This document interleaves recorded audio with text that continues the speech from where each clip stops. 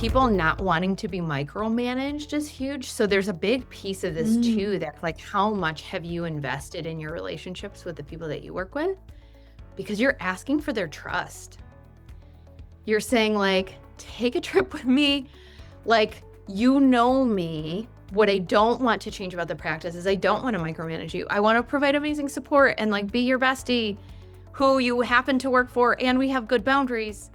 But like, trust me, if there's not trust there, it's hard to build it during this window. Possible, but I think you have to work harder and really genuinely to build that trust. You didn't start your practice to barely hang on. I'll guess you started it for freedom, impact, and profit.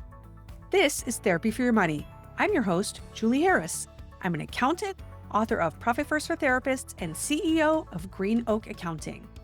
Over the years, my team and I have partnered with hundreds of private practice owners, whether they're just getting started, scaling into thriving groups, or even preparing to sell. We've seen it all, and we know exactly what makes a practice tick financially. On Therapy for Your Money, I'll help you build a business that truly works for you.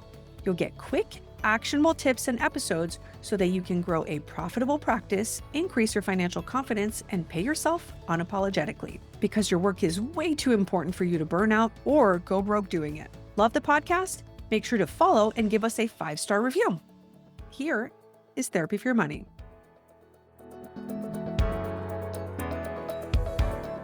Hello, everyone, and welcome to Therapy for Your Money.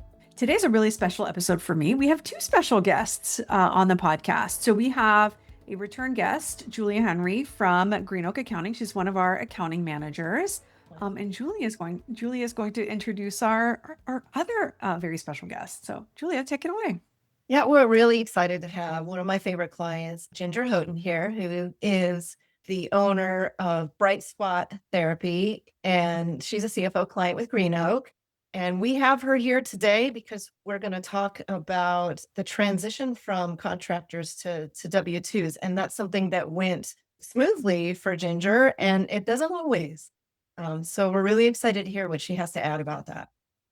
Yes. So you kind of gave me the background of the story, but basically Ginger joined or started working with us in 2023, had all contractors, and was planning to move to W-2. And that's something that we do often, but I don't think that we've ever seen it go quite as smoothly as how Ginger did it, right? Is that correct, Julia? Yeah, in fact, you and I were looking at her numbers yesterday in preparation for this, and the practice actually grew through that process, which is unusual. Quite often, there's a bit of a hiccup, and therapists end up leaving, and there's some recovery time. But Ginger managed to grow the practice through that process, and we're excited to hear what she has to say. Yes. About all So that. on that note, welcome, Ginger. We're so happy to have you. I'm so excited to be here. I'm such a huge fan of Green Oak and Julia and all the work that you do with Profit First for Therapists. And just working with Green Oak has been transformative for me as a human and also as a practice owner. So thanks so much for having me. Thank you. We're starting off on a very positive note here. Thank you. When you started working with us, were you already planning that transition? Is that kind of what motivated you to start working with us? Tell me about that. So I was not initially. I knew that I wanted to work with Green Oak actually after hearing you, Julie, on some other podcasts that I was like, this Okay. is what I need. I'm not confident with my numbers. I'm not confident with like this whole other piece that as mental health professionals, we don't learn. There's nothing in our grad school curriculum that prepares us to own a business. Mhm. So I had that in my mind. And then it was, I would say, a few months after I joined Green Oak that I was like, okay, I've been wanting to do this for a while. I have support. I also happen to have some amazing other group practice owner friends who were thinking about the same transition, and we all transitioned at the same time, which was really helpful. But I didn't initially plan for that, but having Green Oak support and Julia's support was really, really key in that process for me feeling confident in math, in my numbers, and what I was saying, and really having a good foundation to do that. Okay. So how did you know it was time? Like, what made you decide this is it? I'm going to do it now. Yeah, well, I had initially broached this subject very early on, and one of my first 1099 hires who I had known personally, she freaked out and she was like, "I'll never work for another practice again. This sounds terrible. Count me out." And then I was like, "Oh, wait. Okay, this is scary. Like I shouldn't do this. Like what am I thinking?" And but I still had it in the back of my mind because as a person, I really value providing a safety net for the people that work with me. Cannot do that as a 1099. People think that you can do bonuses. People think that you can provide training. People think that you can provide supervision. But once you're really clear on what the IRS and the Department of Labor say a 1099 is, we don't do that. No therapy practices do that because we don't hire temporary employees. And what we're looking for in great candidates, we don't do that. So if you're looking for really amazing people, we should be looking to support and provide a safety net. I knew in my heart that 1099s did not fit. It was just a matter of, I think, as my practice was growing, I felt more fear about having to pay back taxes and fines.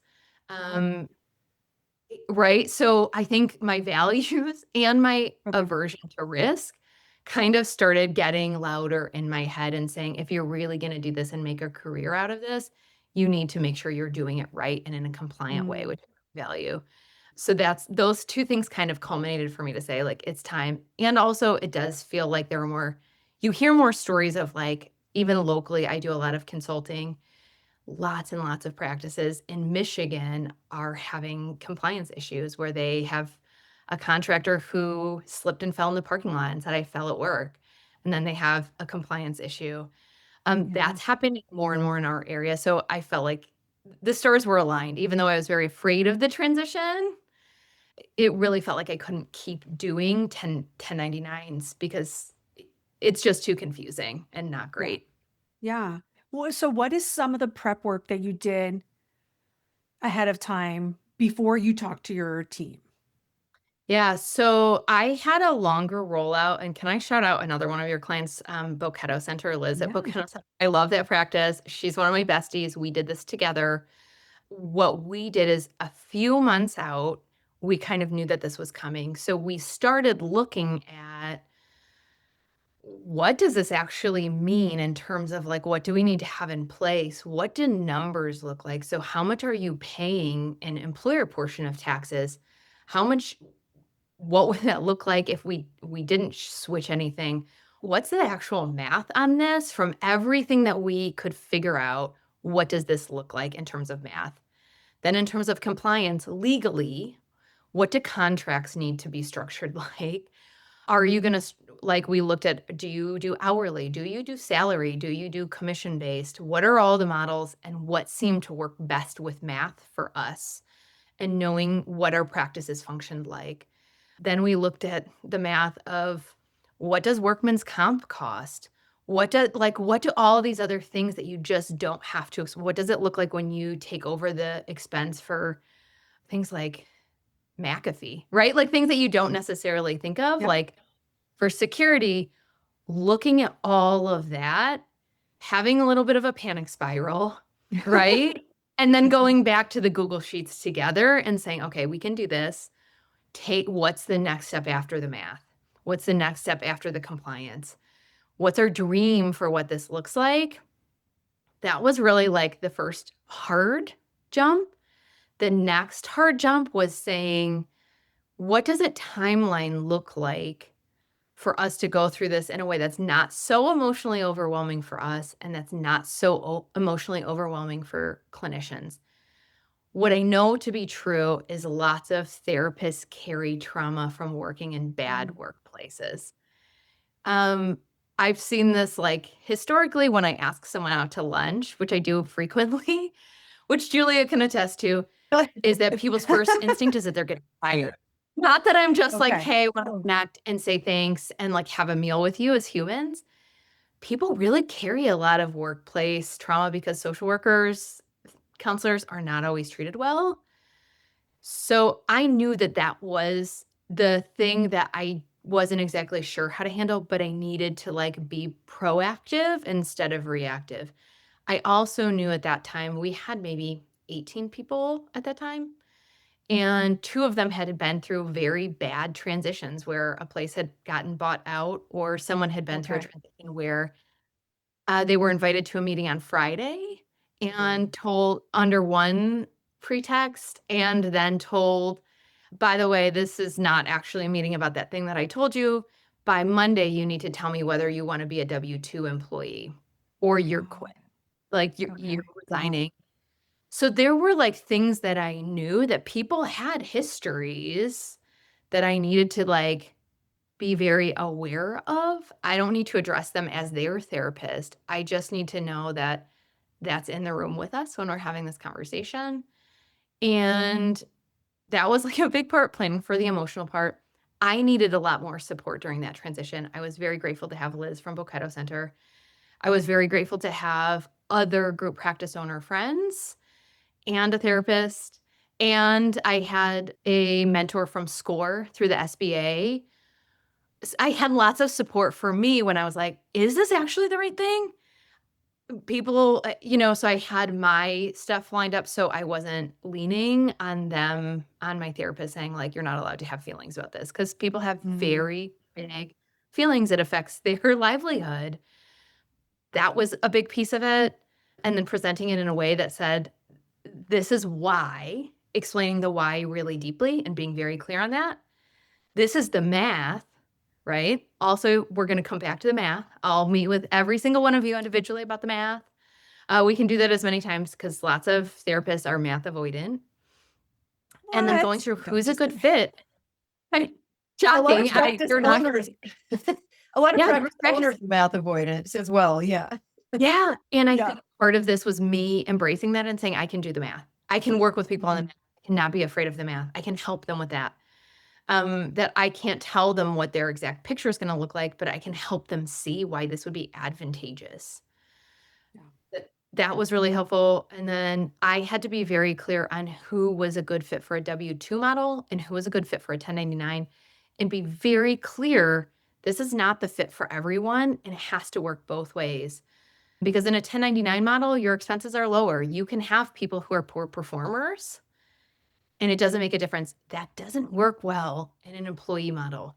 So we had some people that just like were very casual with us that like I probably held on to for my own scarcity reasons longer than I needed to, but eventually had to say, like, this doesn't work anymore.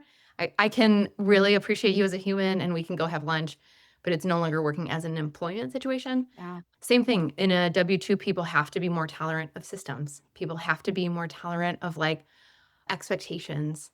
And you have to be very clear on what that picture needs to look like for this transition to be successful so that you're not taking people that are just going to cost you money and you're not taking people who are going to be salty at you because that's not fun either.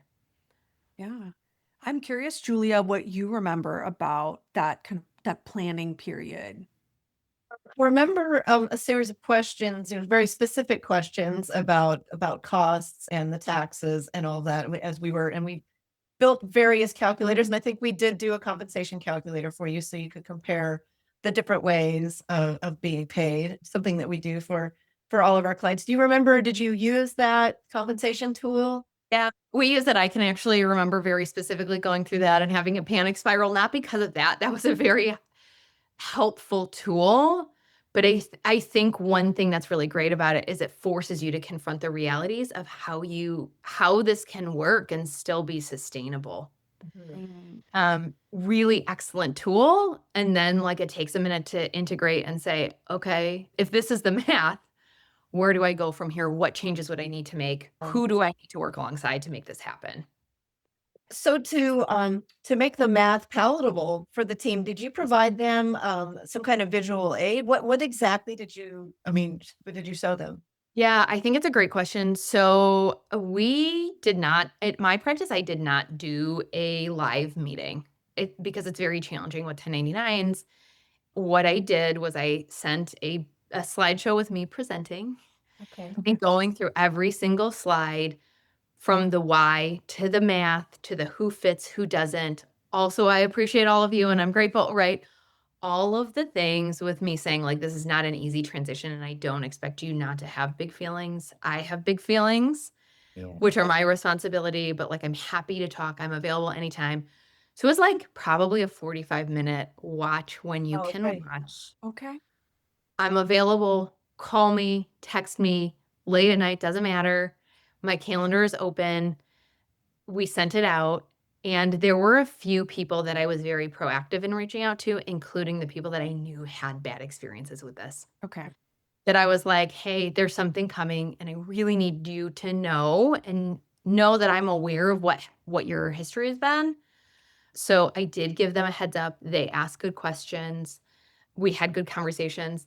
But I think as a group practice owner, after I sent that slide deck, I underestimated because we gave people 4 months. I underestimated the time that we would still get calls and things. I was really open and reached out to people because silence in this situation reads as abandonment.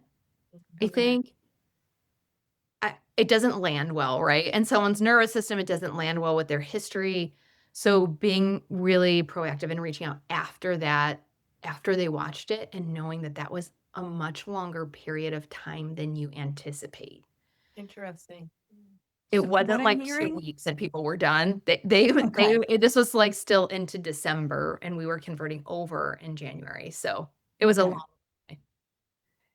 What I'm hearing from you, Ginger, is you gave yourself before the transition a lot of time to wrap your head around the numbers, like really feel comfortable. That I think that sometimes gets underestimated also, right? Like how much time it's going to take to make the decisions, feel comfortable with the decisions, like run the numbers again and again, and like just get to that final decision. I don't think it's something that should be rushed, but sometimes it is just because of Oh, timelines, right? agreed. So I think that the pre-planning took longer, and I think there's also this piece where it's really hard because you're, like, doing this planning and you're making big decisions or trying to get there, and it feels hard to show up and be present with people that you really love and respect and Yeah. appreciate and not be able to like, "Hey, I'm thinking about making all of these major changes that affect you, and even though I think this is gonna be so positive and such a good thing for you," like, to show up and not be able to, like, just be transparent is very Yeah. challenging, I think, for us, Yeah. which is why we avoid that long window. In reality, I think that's what you need to have, like, a healthy, confident transition for this to happen. Mhm. Is like it gives you time to process your own Yeah. things, even though it doesn't feel great showing up and, like, feeling the pressure of this. Did you have another wave of questions when those first paychecks, those first W-2 Oh, paychecks for came sure. out? Yes, thank you for I don't know if you remember that, but that I did not anticipate. That I Mhm. often tell clinicians when they are thinking when they're in consulting is saying, like, "You need to plan for a lot more time for yourself." I typically tell people, "Clear your calendar for a quarter, at least after you make this decision," because people will avoid. You'll have some people who right away know their decision, knee jerk. There's really not anything you're going to be able to say to convert them. That's okay. Just being transparent and planning for red carpet exits. That's something that we love to do to say like, let's plan for a red carpet exit. You already know I respect the decision you're making for yourself and your family. That happens quickly. After that, you'll have people spiraling about the math and saying, I don't know if I can do this. You need to just be like your most regulated version of yourself to show up for those.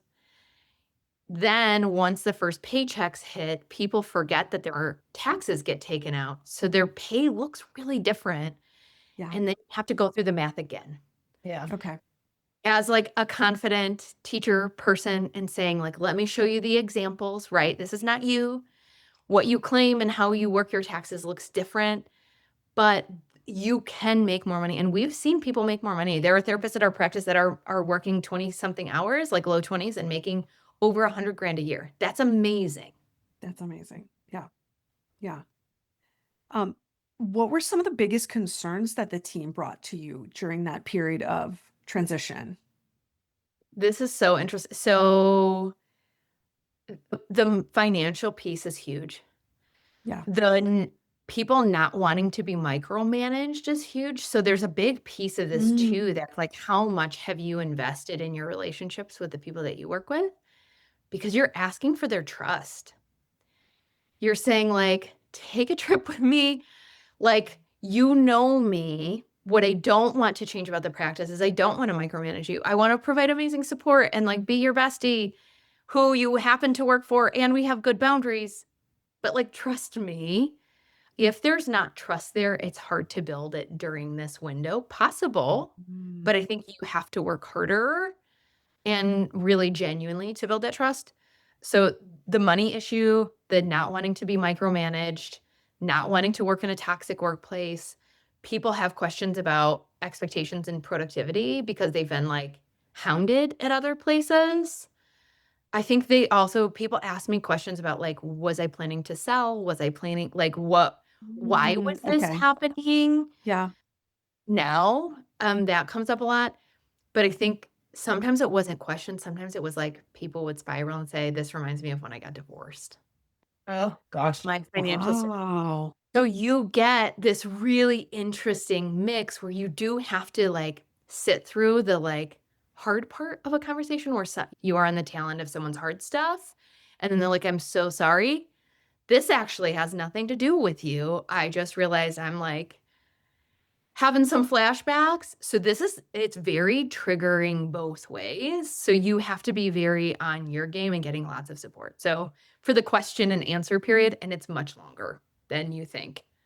That's really interesting and helpful because we don't often see that side of it, right? Like we're not in the trenches there with you having those conversations.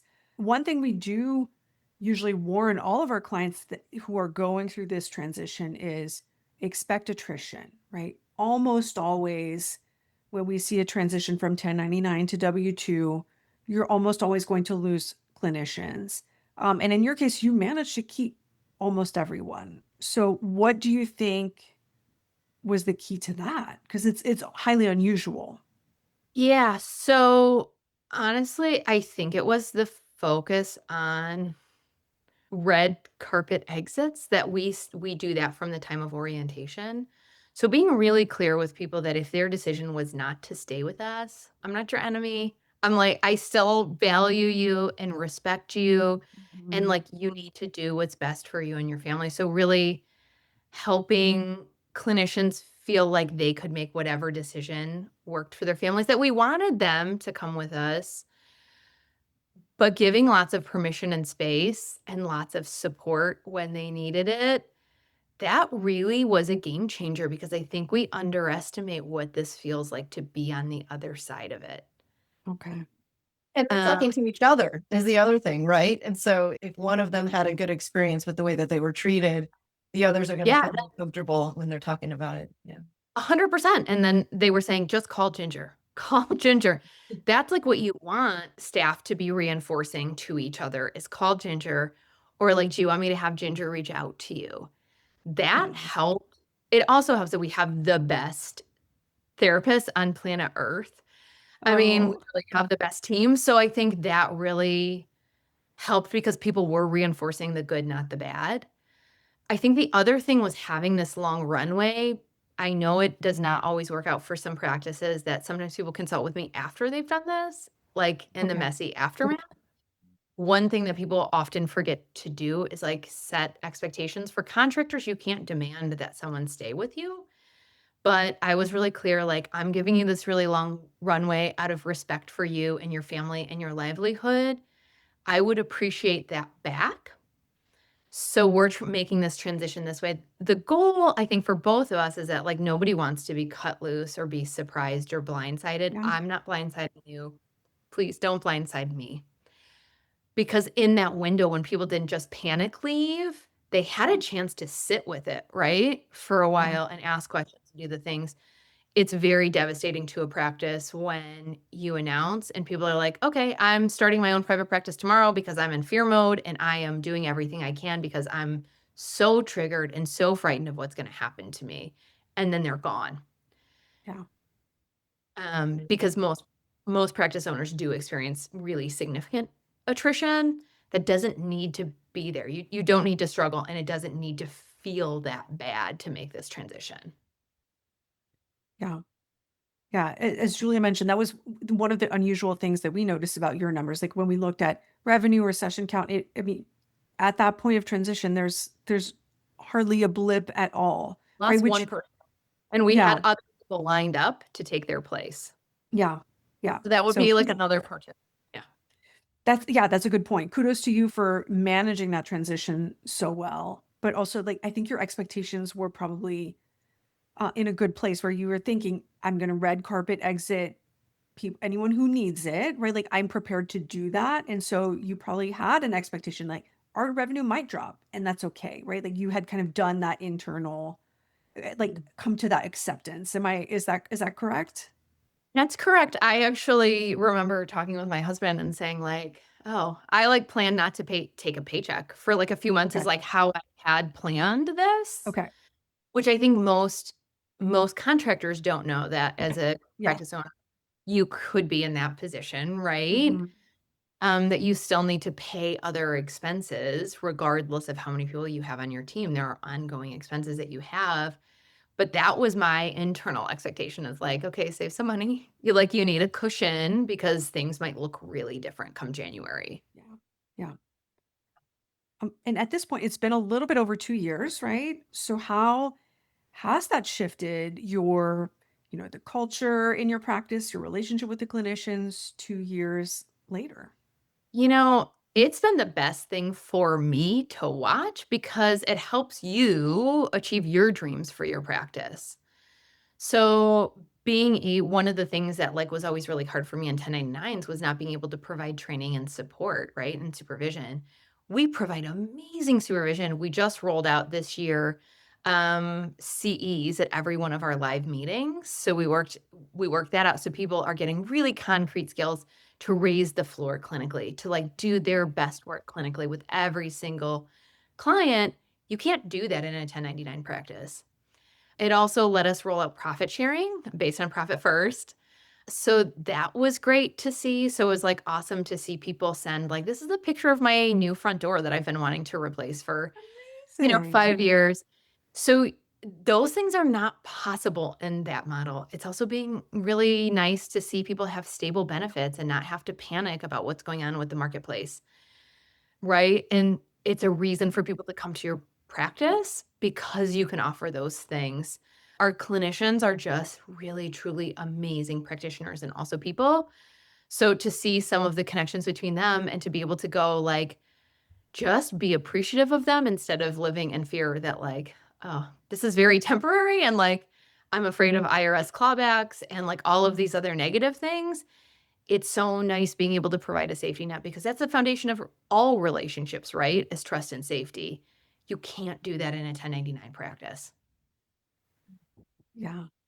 Julia, I know you're just so happy to work with Ginger and so proud of like how well this transition went. What's a win that you think should be celebrated here?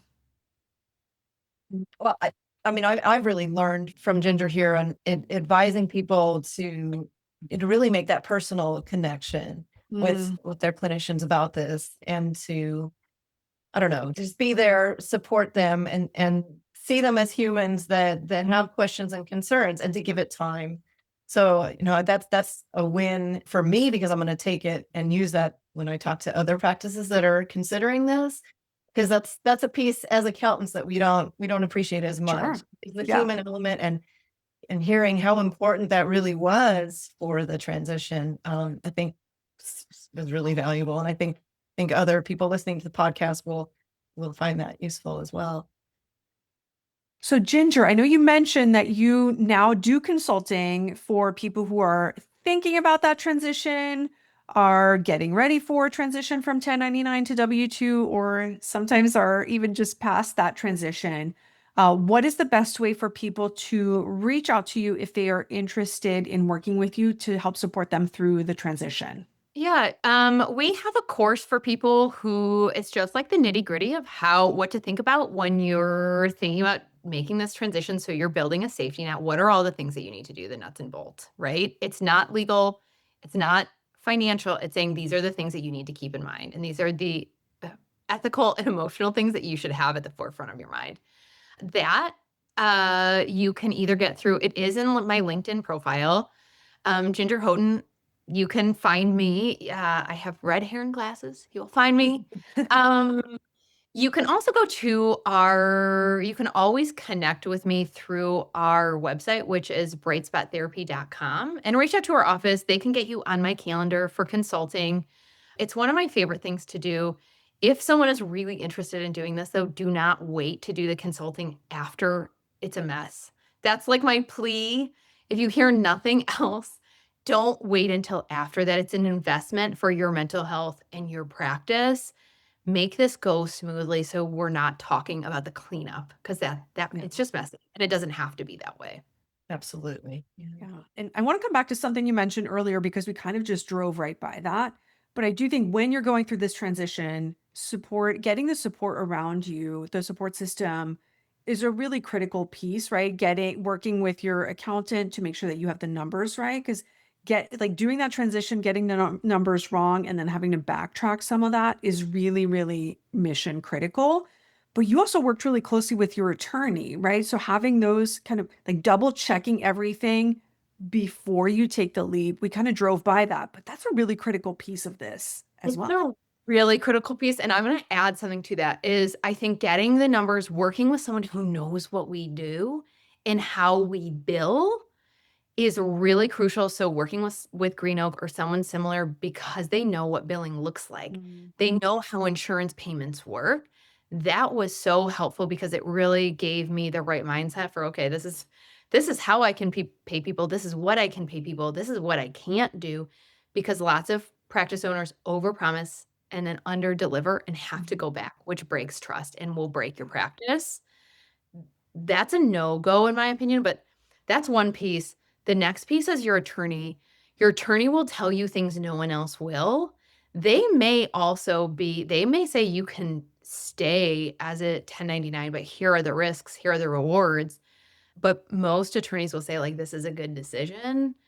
The other thing is state by state, this looks really different. So sometimes people are making decisions based on like, I saw my friend do this. This is how they did it. They're in Texas, not realizing that things that are legal or illegal in Texas are like very legal in Michigan, right? Or vice versa, typically. And that numbers look different. So insurance reimbursements really look different. So like just looking and doing what someone else did exactly is not going to work for you typically. You have to do that work with skilled people who know you in the state that you work in and do this like you want to do this in a way that serves you because it can definitely create some havoc if you're doing this because your friend did X, Y, or Z and has no idea that those things are illegal in your state. Yeah. Yeah. And it's very tempting sometimes to just take a, employment template from the internet, right? Very tempting. But whatever you're saving there, you will usually spend tenfold later on to backfill things, right? So just spending some money on a good attorney who understands your facts and circumstances. I cannot encourage that enough. Like get a real employment contract that makes sense for your situation, your state, everything. Yeah. And your practice will grow. Like your Yeah. practice will grow if you do this right and you do this in a way that's based on the numbers and good relationships and being ethical, your practice will absolutely grow. Julia, it's been fun celebrating like our practice's growth in the last 2 years together. Yeah. Thank you so much, Ginger. I appreciate you joining us today. Thank you for sharing with our listeners. We will put all of your contact info, so your course, your practice website, and your LinkedIn in the show notes as well. So if you're driving and want to work with Ginger, just go to the website and you will find all that info there. Thank you Thanks so much, Ginger. Appreciate you both. Julia. That's it for today's episode of Therapy for Your Money. Catch us on Instagram and Facebook at Therapy for Your Money Podcast. And don't forget to subscribe to Green Oak Accounting on YouTube. Until next time. The information contained in this podcast represents the host and guest's general opinions and should not be construed as personalized accounting and tax advice. Listeners should consider all facts and circumstances before applying this information and seek appropriate advice from an accountant, financial planner, lawyer, or other professional. Any info provided does not constitute accounting, tax, or legal advice.